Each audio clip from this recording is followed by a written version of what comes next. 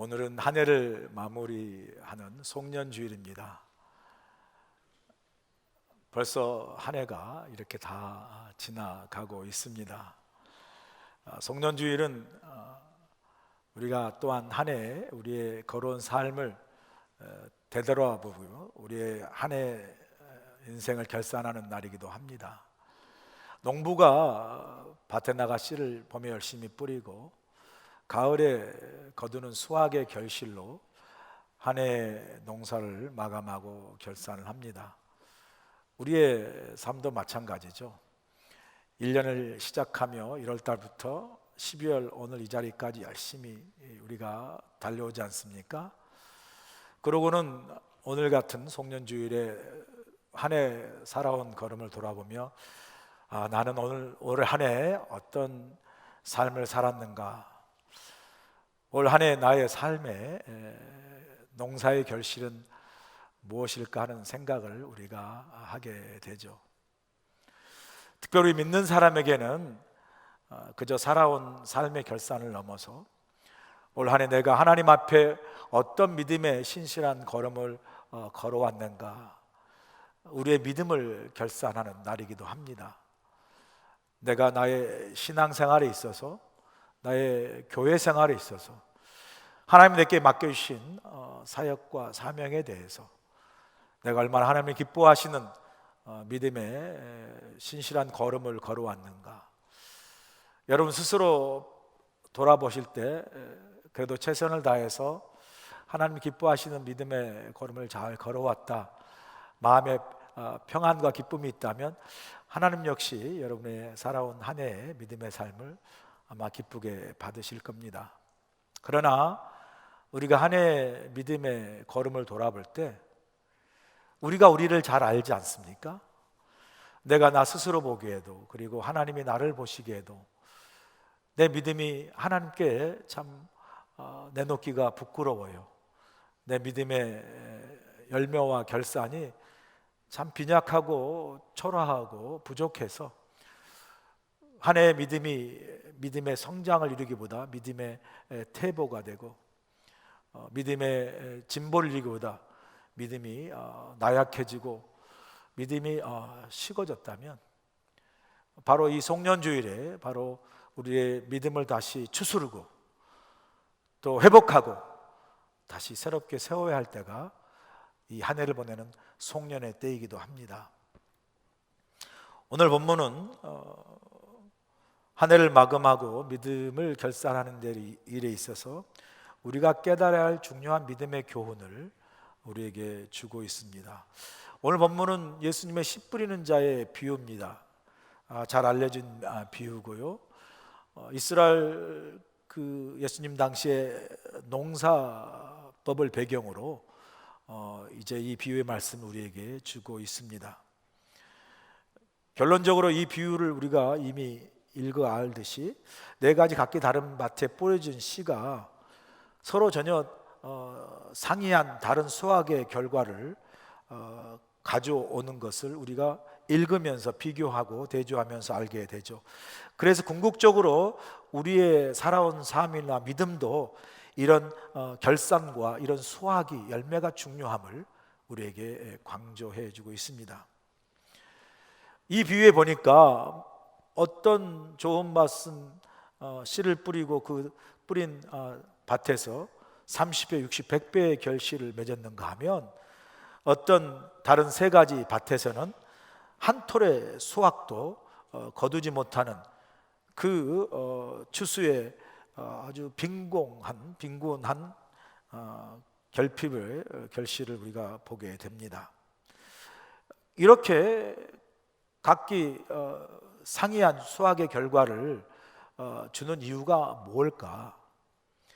무엇이 잘못되거나 혹은 문제였기에 동일하게 씨를 받았으면 동일한 수확을 풍성히 얻어야 함에도 불구하고 이렇게 너무나 판이하게 다른 수확의 결과를 가져왔을까? 그걸 생각해 보면 우리가 몇 가지 이유를 추론해 볼 수도 있습니다. 그 중에 하나가 보면 혹시 농부가 도저히 씨가 자랄 수 없는 밭에 씨를 잘못 뿌린 것은 아닐까? 오늘 본문에 보면 뭐 길가나 돌짝밭이나 가시떨기밭, 씨가 자랄 수 없는 그런 밭이죠. 그런 곳에 씨를 뿌렸으면 수확을 할 수 없는 게 당연한 것이 아닌가라는 측면에서 물을 수 있는 질문이죠. 혹은 두 번째, 그러면 혹시 이렇게 수확이 되지 못하는 게 혹시 씨에 무슨 결함이 있는 것이 아닌가라는 생각도 해보게 되죠. 뭐 당연히 씨가 좋지 않으면 어떻게 좋은 수확을 맺겠어요? 좋은 품종의 씨앗이야 좋은 풍성한 수확을 얻을 수 있는 그런 이유 때문이죠. 뭐 또 세 번째, 또 우리가 생각할 수 있는 건 씨를 이렇게 받는 그 밭, 이 토양에 무슨 결함이 있는 것이 아닌가. 그것도 충분히 우리가 뭐 이해할 수 있는 거 아니겠어요? 씨를 뿌리고 아무리 뿌리고 뿌린들 그 받는 토양이 좋지 않으면 어떻게 그 씨가 뿌리를 내리고 열매를 맺을 수 있겠습니까? 이런 관점에서 우리가 다양하게 도대체 문제의 원인이 무엇일까를 우리가 생각하고 접근해 볼 수 있죠. 그런데 이런 그 어떤 이유들을 다 종합해 보면 결국은 풍성한 수확을 거두지 못한 그 원인과 책임이 어디에 있는가, 여기에 사실은 포인트가 요약으로 귀결될 수가 있는 거죠. 이게 사실 씨 뿌리는 자 비유에 있어서 중요하게 짚고 넘어갈 부분이기도 합니다.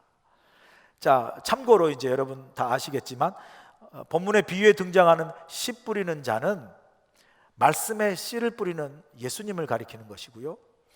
또 씨는 그 예수님이 전하는 천국에 관한 하나님 나라에 대한 말씀이고요. 밭은 그 예수님이 선포한 이 천국의 말씀을 받은 사람들, 당시의 제자들과 바리새인들과 모인 무리들과 오늘 지금 말씀을 듣고 있는 저와 여러분들을 나타낸다고 우리가 할 수 있습니다. 자, 이런 관점에서 오늘 본문을 전체적인 흐름에서 바라보면 이 씨 뿌리는 자의 비유가 씨 뿌리는 자 혹은 씨 혹은 씨가 떨어진 밭, 이 세 가지 중에 어느 한 가지가 결정적으로 중요해서 이런 수학의 결과를 가져왔다라고 말하지 않아요. 오히려 이 비유를 잘 보시면 이 세 가지 중요한 요소들이 있죠. 씨 뿌리는 자, 씨, 그리고 씨를 받는 이 밭, 이 세 가지가 사실은 상호 보완적으로 역할을 감당함으로 결국은 풍성한 수확과 결실을 얻게 되었다라는 것을 강조하는 말씀입니다.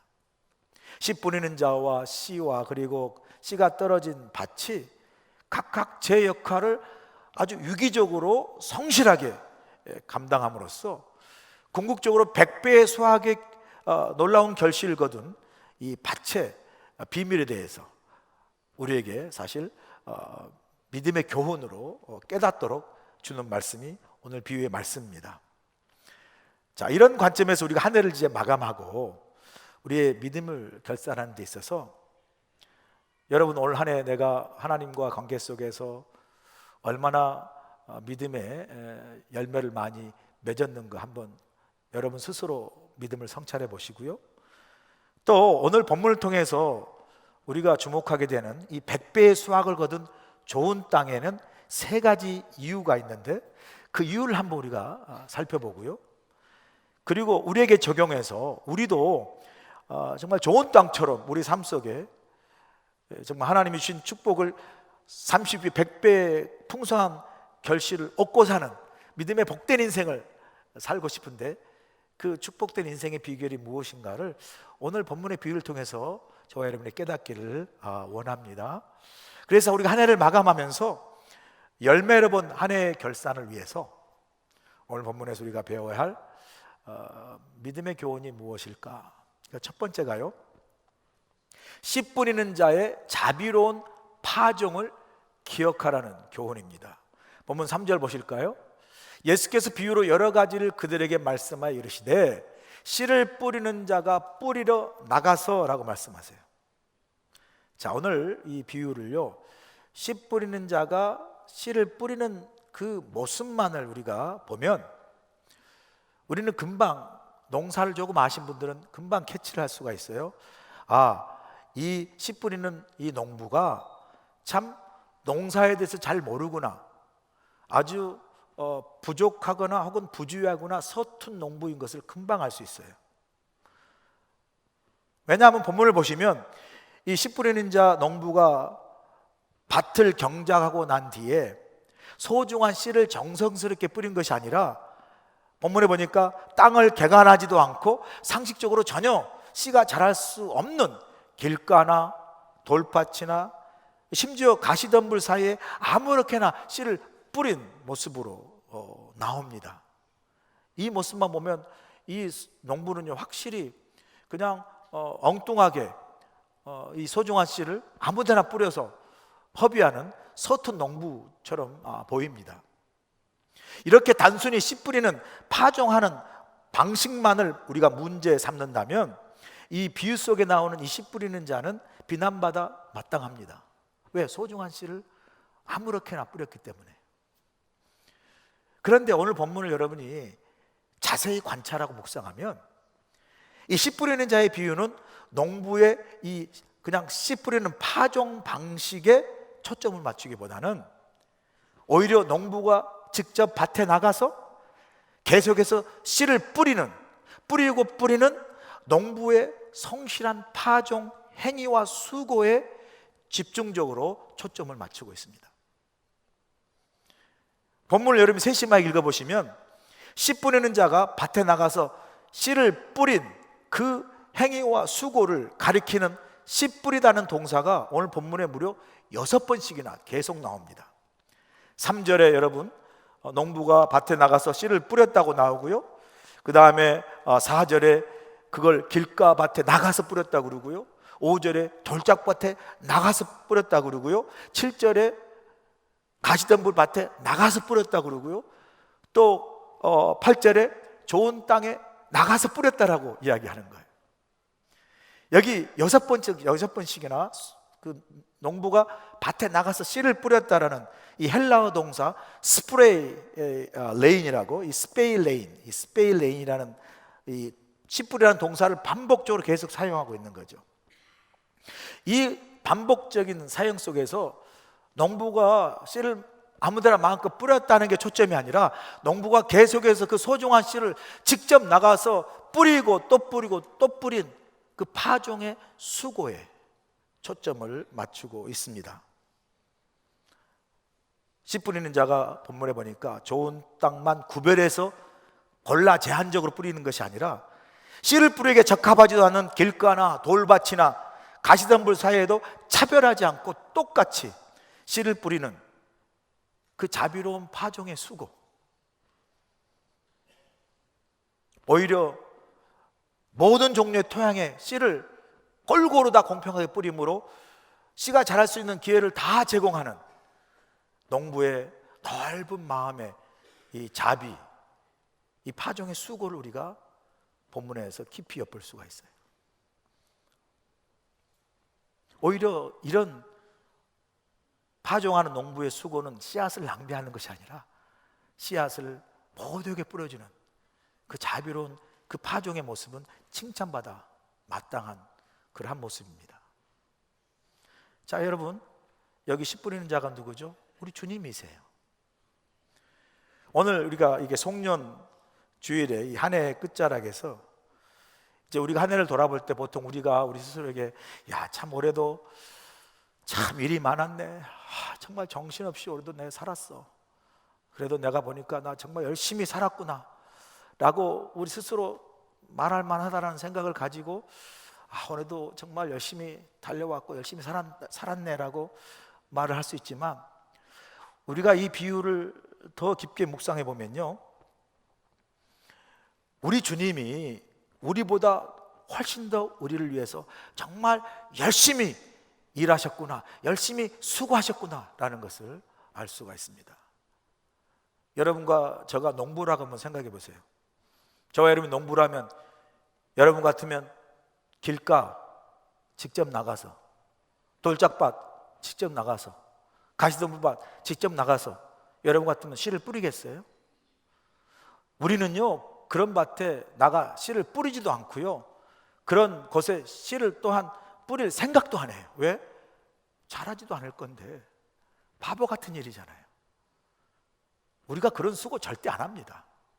근데 오늘 본문에 보니까 이 농부는 길가나 돌짝밭이나 가시떨기 밭에 굳이 나가서 씨를 뿌리는 파종의 수고를 한 것을 보게 돼요. 이게 여러분 얼마나 큰 은혜인 줄 아세요?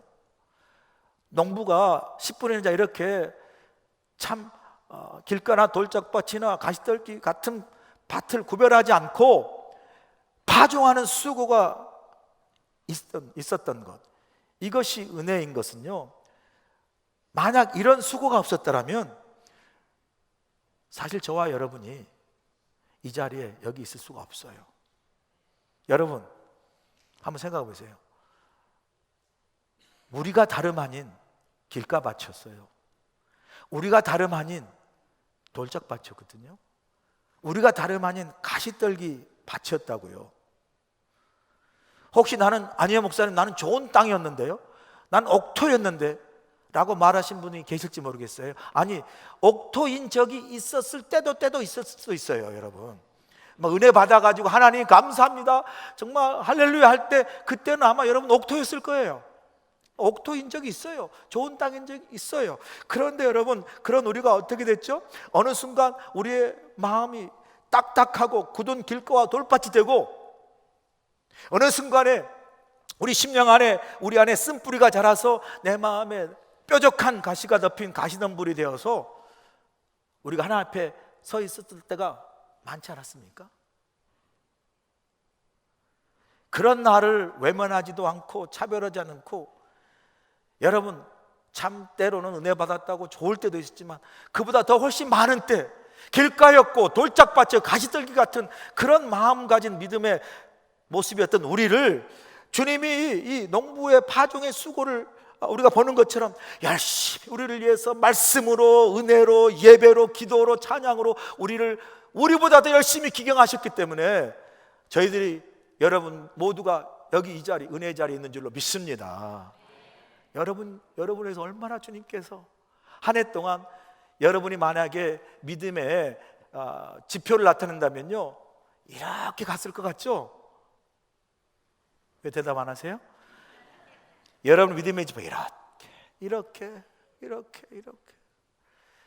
가는 우리를 열심히 농부의 이 파종에 하는 씨 뿌리는 농부처럼 나가서 우리에게 찾아오셔서 우리에게 말씀으로, 은혜로, 기도로 잘 붙들고 지키고 세워주셨기에 여러분 낙오되지 않고 파산되지 않고 여기 이 자리에 있는 줄로 믿습니다. 다 하나님의 은혜예요. 열심히 우리를 위해서 수고하고 기경하신 하나님의 은혜예요. 당연한 거 하나도 없습니다. 다 하나님의 은혜예요. 그래서 우리가 이 마지막 한 해 때 꼭 불러야 할 찬양이 복음성과 은혜인데요, 제가 다 부를 수가 없고 후렴만 여러분 같이 불러보고 싶어요. 다 은혜입니다. 모든 것이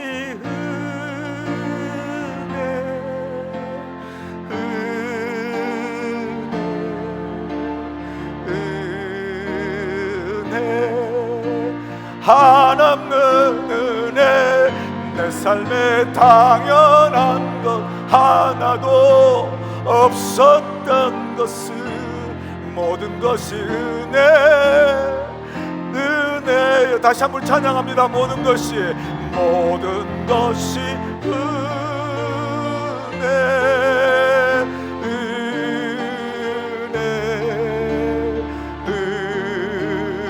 은혜, 아멘.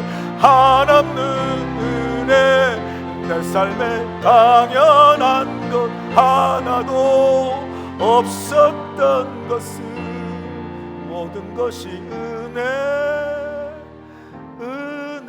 은혜였소.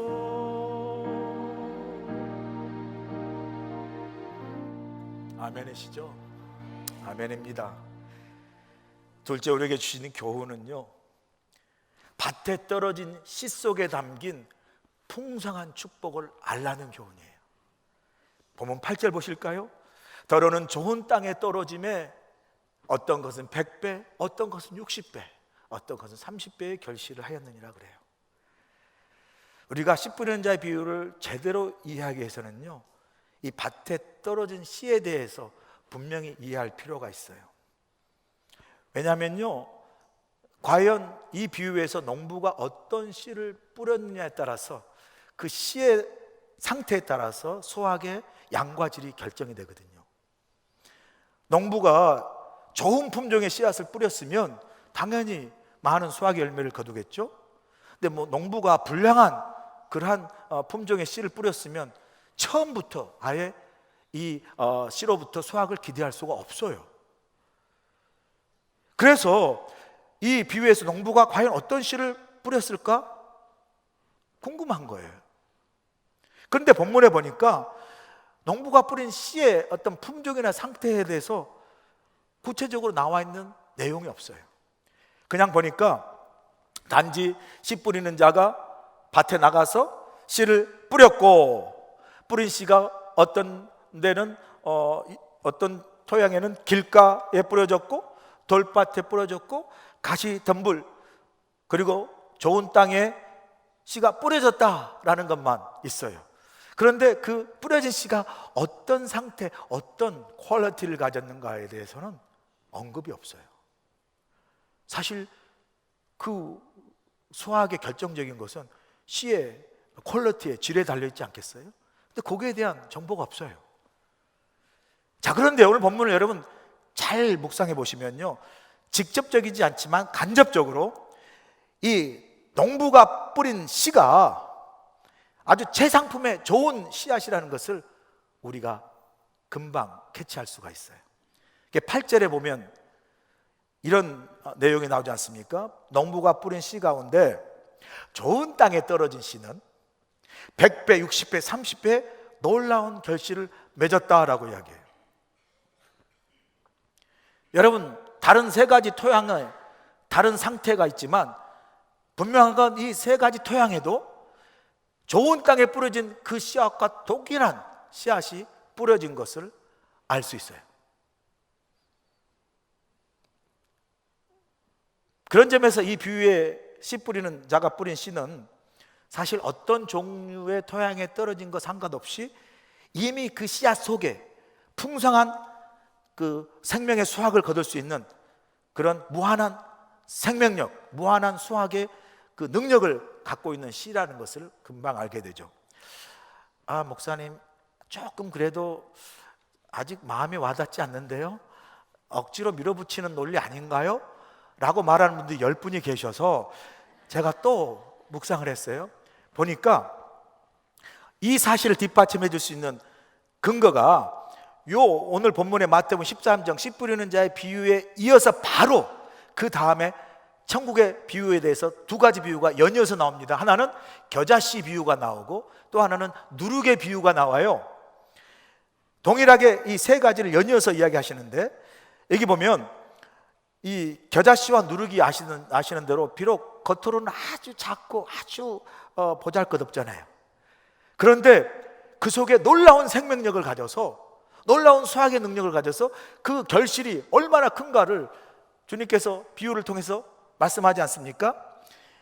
겨자씨는 진짜 작은데 나중에 풀보다 더 커져서 큰 나무가 되어가지고 새가 깃들을 정도로 자랐고, 누룩이 아주 작은 양에도 불구하고 넣었더니 많은 양의 가루 서말을 한꺼번에 부풀게 하는 놀라운 생명력, 결실의 능력을 가졌다라고 주님이 바로 이 씨 뿌린 자 비유에 이어서 바로 설명해 주거든요. 그래서 사실은 이 씨와 이 겨자씨와 이 누룩은 같은 의미입니다. 논리적으로 보면 결국은 뭐죠? 이 농부가 뿌린 씨앗은 그 속에 엄청난 생명력과 풍성한 수확의 능력을 가진 최상의 품종의 씨앗이라는 것을 우리가 알 수 있어요.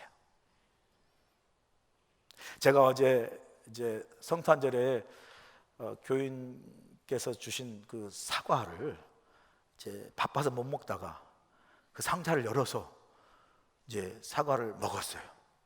근데요, 제가 상자를 열고 사과를 이제 먹으려고 딱 사과를 꺼내놓고 깜짝 놀랐어요. 제가 사과를 좋아해 사과를 먹는데, 제가 태어나서 지금까지 먹어본 사과 중에 제일로 큰 사과, 제 머리만한 사과를 제가 처음 봤어요. 와, 사과도 이렇게 큰 사과가 있구나. 제 머리만 하더라니까. 제가 갖다 재봤더니 조금 부풀려서 머리만한 사과를 제가 보면서 야, 먹는데 얼마나 달고 맛있는지 막 먹었어요. 그날 하루 종일 아무것도 먹지 않아도 배가 부를 정도로 먹었는데, 다 먹고 나서 보니까 제가 깜짝 놀란 거예요. 그렇게 머리만한 사과가 다 먹고 나니까 안에 조그만 씨앗 하나가 있는 거예요. 조그만 씨앗. 그래서 제가 보면서 야, 내가 평생 처음으로 본 이 머리만한, 수박이 아니고 머리만한 사과, 요 사과를 먹었는데 세상에 이 큰 사과가 요 조그만 씨에 의해서 자랐구나 라고 생각하니까, 알지만 다시 한번 이 씨앗의 놀라운 생명력을 제가 보고 놀랐어요. 깨닫게 된 거예요. 여러분, 이 밭에 뿌려진 오늘 본문의 비유의 씨앗도 마찬가지라는 거예요. 우리가 한 해의 끝자락에서 이제 한 해를 결산하는 우리에게 이 씨앗이 우리에게 무엇을 말해줍니까? 올 한 해도 우리가 우리의 삶을 돌아보면요, 우리의 힘으로 살아온 것이 아닌 하나님의 은혜와 축복으로 여기까지 왔는데, 하나님이 우리에게 베푸신 은혜와 축복이 얼마나 크고 풍성한 것인가를 이 씨앗이, 이 사과씨가 우리에게 잘 대변해 주고 있어요. 여러분, 올 한 해도 여러분에게 베푸신 하나님 은혜와 축복이 풍성하고 넘친 줄로 믿습니다. 이렇게 말하면 꼭 몇 사람이 아니 목사님, 올 한 해 나 엄청 힘들었거든요. 되는 일이 하나도 없어가지고 올해 문제만 많고 아주 올해 같은 한 해면 그냥 빨리 지나가길 원하는 그런 한 해였는데, 지금 무슨 하나님 베푸신 은혜가 놀랍고 풍성하고 축복이 넘칩니까? 말하는 것에 대해서 공감하지 못하실 분이 계세요. 이해합니다. 우리가 살다 보면 어려운 일이 많고 힘들어서 한 해의 어떤 감사나 풍성한 축복을 생각하기보다 어려운 게 더 많아지는 한 해라고 우리가 참 힘든 그 고백을 할 수가 있는데, 물론 우리가 보면 그런 고백 속에도 그 이면에는 내가 바라고 원하는 것들이 내 뜻대로 이루어지지 못해서 그게 내게 문제로 다가오고 어려움으로 다가와서 그래서 내가 정말 힘들다, 그런 게 더 많아요, 사실은.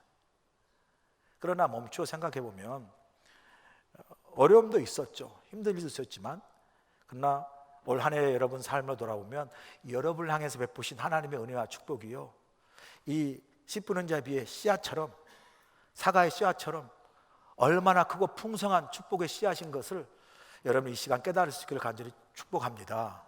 풍성한 축복이었어요. 은혜가 풍성했어요.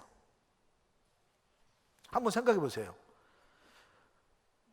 여러분이 지금 이렇게 살아서 이 자리에 와 계신 거, 이게 얼마나 큰 축복입니까?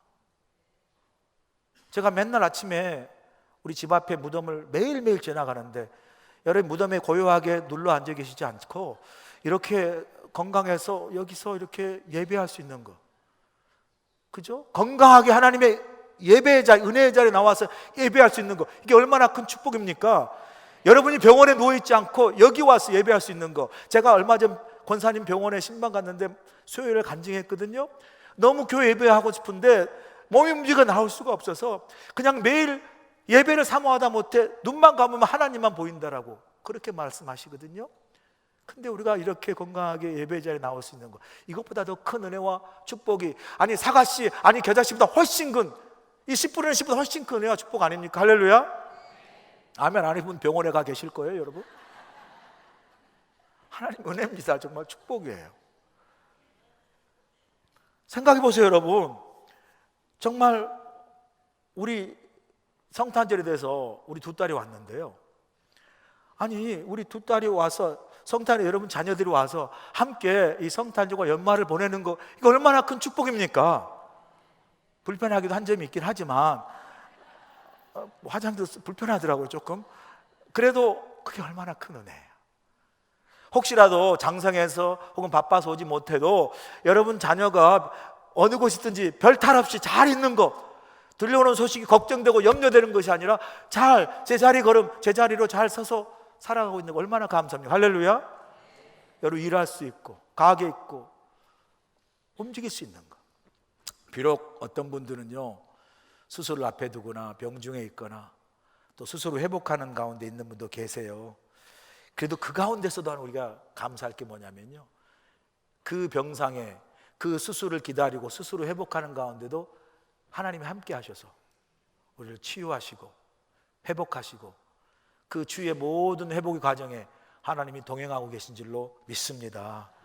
이 우리와 함께 하신 임마누엘 하나님 한 분만으로도 우리는 너무나 큰 은혜와 축복 속에 이 본문의 씨 뿌리는 자의 씨보다 훨씬 더 큰, 사과의 씨보다 훨씬 더 큰 넘치는 은혜와 축복을 우리에게 부어주신 한 해인 줄로 믿습니다.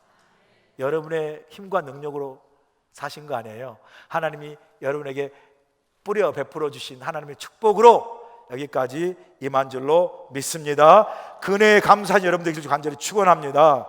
세 번째 주시는 마지막 교훈은 풍성한 열매를 맺는 좋은 땅이 되라는 교훈이에요. 본문 9절 보실까요? 귀 있는 자는 들으라 하시니라 그래요. 사실 씨 뿌리는 자의 핵심의 포인트는 씨 뿌리는 자도 중요하고 씨도 중요하지만 그 씨를 받는 이 토양이 참 중요한 핵심의 포인트입니다. 자, 한번 생각해 볼까요? 언뜻 생각해 보면 이 열매를 맺지 못한 밭들이 있잖아요. 이 밭들이 수확에 실패하는 것은 이 밭들의 책임이 없어요. 책임이라 하기가 어려워요. 한번 보세요. 여러분 한번 그렇지 않어요? 보세요. 길가는 씨가 땅속에 뿌리를 내기도 전에 새들이 와서 그 씨를 홀라당 삼켜 버렸다 그러거든요. 그러면 아니 내가 씨를 받았는데 그냥 새가 와서 먹어버렸어요. 어떻게 합니까? 충분히 변론할 수 있죠. 또 돌밭은 나름대로 노력을 해서 싹이 나게 했는데 흙이 깊지 않는 토양으로 인해서 해가 뜨자 그 열기를 이기지 못하고 싹이 타버리고 말았다고 그러거든요. 아니 나는 열심히 싹을 내려고 싹을 냈는데 이놈의 토양이 얇아가지고 싹이 나지 못하고 타 죽는 거 어떡하란 말입니까? 충분히 항변할 수 있는 거 아닙니까? 뭐 내 책임 아니고 내 불가항력적인 내 책임 범위라고 말할 수 있죠. 또 가시떨기 밭도 나름대로 최선을 다해 싹이 나오게 했는데 뭐 강하고 거친 가시 덤불의 기운 때문에 씨가 더 이상 자라지 못하고 죽어버렸어요. 아니 좀 키워보고 살려고 했는데 뭐 내 주위에 그냥 환경이 받쳐주질 않아요. 그냥 가시떨기 덤불로 있어가지고 어떻게 이런 환경에서 수확을 할 수 있겠습니까? 충분히 말할 수 있는 거 아니겠어요, 여러분? 그래서 사실은 수확을 하지 못하는 길가나 돌밭이나 가시떨기 밭에 왜 수확을 못했어라고 책임을 추궁하기에는 무리가 있어 보여요. 아니 책임이 없다고 말하는 게 사실 우리가 논리적으로 이성적으로 받아들이기 쉽죠. 그런데 여러분 이 비유에서 정말 중요한 핵심은요, 이 수확의 결실이 토양에 주어진 조건에 의해서 규정되어지는 것이 아니라 씨를 받는 토양의 자세와 태도에 따라서 수확의 결실이 주어지는 것을 우리가 볼 수 있습니다. 이게 정말 중요한 포인트예요.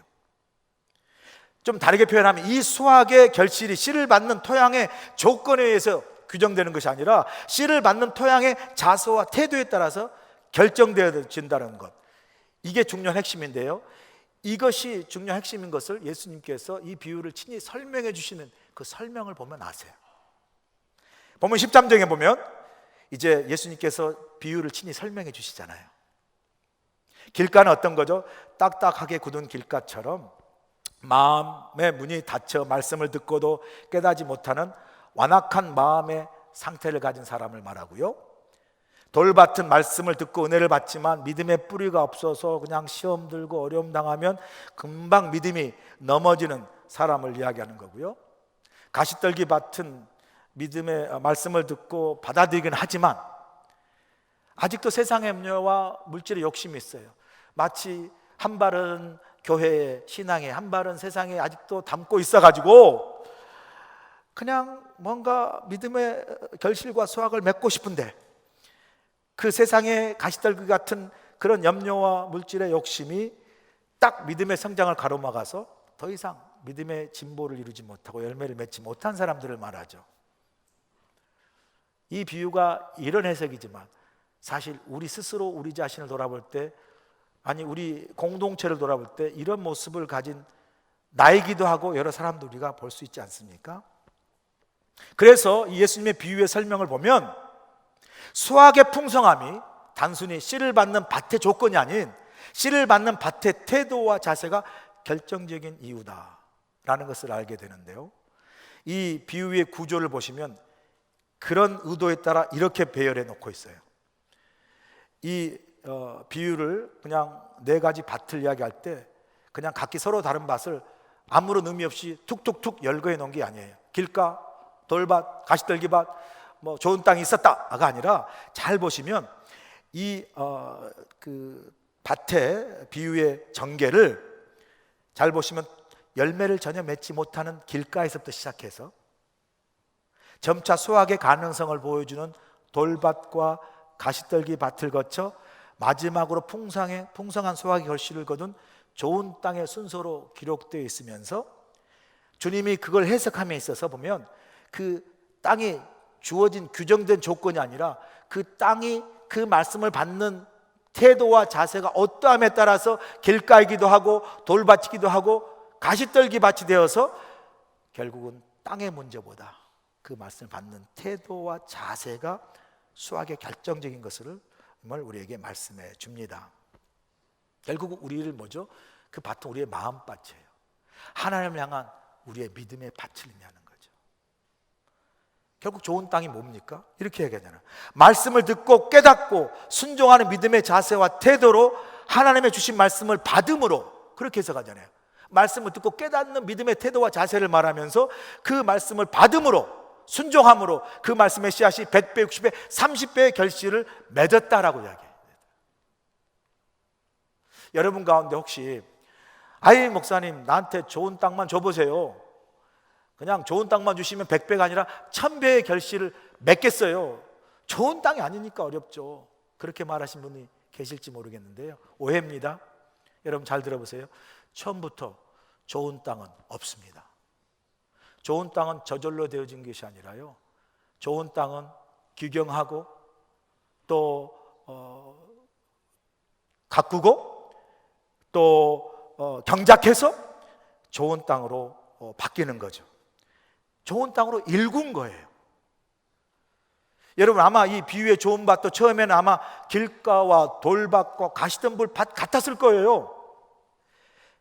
그런 밭도 아닌 딱딱한 길가를, 돌이 널려있는 돌짝밭을, 가시잡초와 무성한 가시덤불을, 이 가시덤불 밭을 어떻게 해요? 쟁기로 땅을 뒤집고 곡괭이로 돌을 파내고 삽으로 돌을 술에 싣고 낫으로 가시덤불을 잘라쳐내고 호미로 밭두렁을 일구는 그 수고와 땀을 흘렸기 때문에 좋은 옥토의 밭이 되었고, 그 옥토의 밭이 된 그 밭에 씨를 뿌렸을 때에 30배, 100배의 결실을 맺게 된 거예요. 결국 좋은 땅은 운명적으로 불가항력적으로 주어진 조건이 아니라 우리가 하나님의 말씀을 받는 믿음의 태도에 따라서, 자세에 따라서 우리가 가꿀 수 있는 마음의 밭이요, 믿음의 받침을 예수님 우리에게 교훈해 주는 거예요. 그러면서 이 비유를 결론적으로 이게 주님은 질문하는 거예요. 너의 마음과 믿음은 지금 어느 밭인지 묻고 있는 거예요. 길가인지 돌밭인지 가시떨기 밭인지 우리에게 묻는 거예요. 이 물음 속에는 한 해를 마감한 우리에게 주님 우리의 믿음을 점검하시기를 원해요. 혹시 내 믿음이 길가나 돌짝밭이나 가시떨기 밭이면요, 한 해를 마감하고 새해를 나아가는 이때에, 이 송년회 때 여러분 믿음을 점검하시고요, 추스리시고 또 회복하시고 세우세요. 여러분의 믿음과 마음의 밭을 경작하시고 기경하시고 일구세요. 그리고 이 한 해를 마감하고 새해로 나가실 때는 여러분의 마음밭이 옥토가 되어서 새해 하나님 여러분에게 주시는 생명의 축복을 담는 축복의 씨앗을 여러분에게 뿌릴 때에 그 축복을 여러분이 받으시고 여러분 새해 펼쳐진 삶 속에 30, 100배의 축복의 풍성한 결실을 맺는 새해에는 하나님이 축복하시는 여러분의 그 주인공이 되시길 주여 간절히 축원합니다. 기도하시겠습니다. 아버지 하나님, 한 해를 마감하고 새해를 기다리는 이 송년주일에 씨 뿌는 자 비유를 통해서 주님이 우리의 믿음을 점검하시기를 원합니다. 길가인지 돌밭인지 가시들기밭인지 우리의 믿음을 점검하게 하셔서 우리의 믿음을 다시 추스리고 회복하고 새롭게 세워서 새해로 나가는 우리의 심령이 믿음의 옥토가 되게 하셔서 새해 우리를 향해서 하나님 주신 축복의 씨앗이 우리 가운데 뿌려질 때에 우리의 새해 하나님과 동행하는 믿음의 삶이 30배, 100배의 축복의 풍성한 결실을 맺는 믿음의 복된 삶을 주인공으로 살아가는 우리 모두가 되도록 축복하여 주시옵소서. 예수님의 귀하신 이름으로 기도합나이다. 아멘. 이제는 우리 주 예수 그리스도의 크신 은혜와 우리 하나님 아버지의 무한하신 사랑하심과 성령님의 감화 감동 역사하심이 모든 것이 다 하나님의 은혜입니다.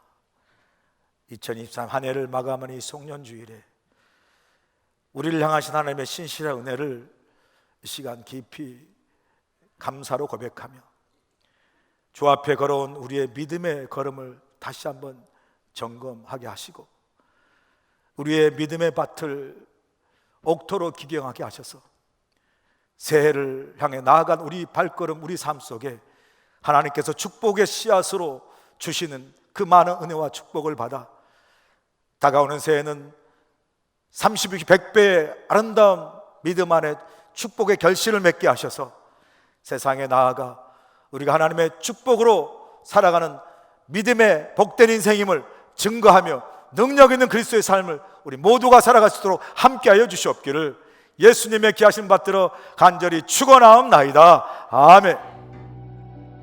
그리스도 연합 감리교회는 1903년 11월 10일에 창립되어 120주년을 맞이하는 해외 최초의 한인교회입니다. 우리 교회는 이민교회의 장자교회로서 이민사회와 더불어 이곳 하와이를 섬기고 있습니다. 1903년부터 홍승아 목사님을 일대 목사님으로 시작해서 22명의 목사님께서 사역을 해 오셨습니다. 한희준 목사님께서는 2016년에 22대 목회자로 담임 목회를 하고 계십니다. 청년이든 자녀든 젊은이 노인이든 하나님의 꿈을 손에 쥐들고 함께 그 꿈을 이루어나가는 우리 교회, 우리 모두가 될 주님을 간절히 축원합니다. 우리 교회는 사도행 전적 교회를 꿈꾸며 예수 그리스도의 제자가 되어 세상을 변화시키는 믿는 것이 참 행복한 교회, 하나님을 높이고 사람을 감동시키는 세상의 소금과 빛의 역할을 감당하는 교회입니다.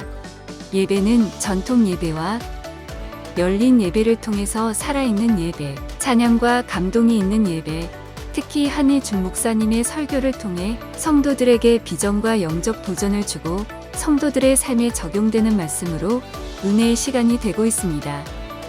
우리 교회는 속회와 선교회를 통해 성도들의 건강하고 행복한 삶을 위해 서로 격려하고 돌보는 작은 교회 공동체를 이루며 서로를 위해 기도하며 말씀을 나누며 복음의 능력으로 선교적 역할을 감당하고 있습니다. 새가족 클래스, 성경 맥잡기, 제자 양육, 커피 브레이크, 성경 통신 등 교육 프로그램을 통해 영적 성장을 이루고 있으며 30여 개의 사역부가 사역을 통해 교회를 섬기며 지역사회를 돌보고 나아가 세계 선교의 사명을 감당하기 위해 온 성도들이 한마음으로 헌신하고 있습니다. 페페아이나를 통해 부모들과 어린아이들이 하나가 되어 함께 웃고 배우면서 예수님을 알아가고 있으며 성경 공부 및 놀이 활동으로 구성된 어하나 프로그램과 유년부, 중고등부, 청년부와 EM에 이르는 차세대가 미래의 주역으로서 말씀과 기도로 잘 성장하고 있습니다.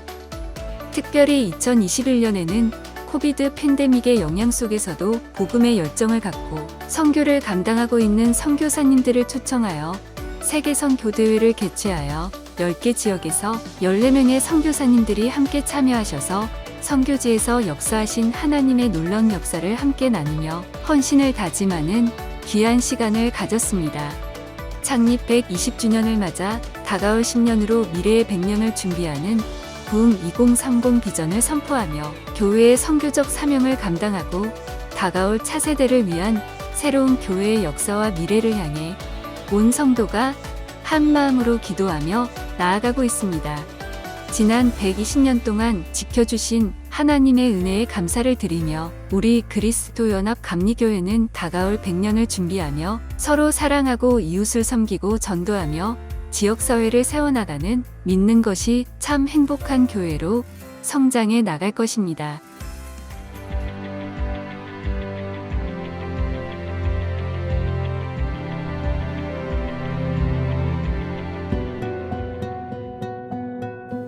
Aloha! This is Inju Huang serving both the preschool and kinder children who God has given to us. We raise our children with the love of God along with wonderful teachers. We're sharing the gospel in various ways so that our children can easily learn the words of God. We are gladly serving our children so that they can experience joy, happiness, and God's love through our ministry. I hope to see you soon. Mahalo! Aloha and welcome. I am Director Ellen No for Awana and Elementary Ministry. Together, teachers and I work together to strengthen our children's faith walks through the words of God, praise, and fellowship. Awana is a global program designed for the discipleship of over 4 million children. We invite you to join us in Awana and Sunday worship, and we look forward to seeing you soon. God bless you all. Aloha! Hello, my name is Nathan Lee, and I am the youth pastor for our beloved 6th to 12th graders. Our youth ministry is a safe and encouraging community for students to build a firm foundation in their faith, identity, and future. During these years, students are trying to figure out who they are while learning how to successfully navigate and lead their lives. We hope to come alongside our youth during these formative years to support, encourage, and guide them with the Word of God and His love. Our vision is to see a youth that is awakened to the reality of Jesus Christ and to live passionately for Him. Our aim is to see our students powerfully encounter God's love, to empower them to go all in for Jesus, and to prepare them to live out their faith with courage and boldness. Our prayer is that our students will discover their eternal security in the purpose and the hope of the gospel as they experience the living power of the Holy Spirit in their personal lives. Our weekly gatherings are Fridays at 6:30 p.m. and Sunday mornings at 9 a.m. and 11:15 a.m. We look forward to getting to know our next generation youth and serving them. Mahalo!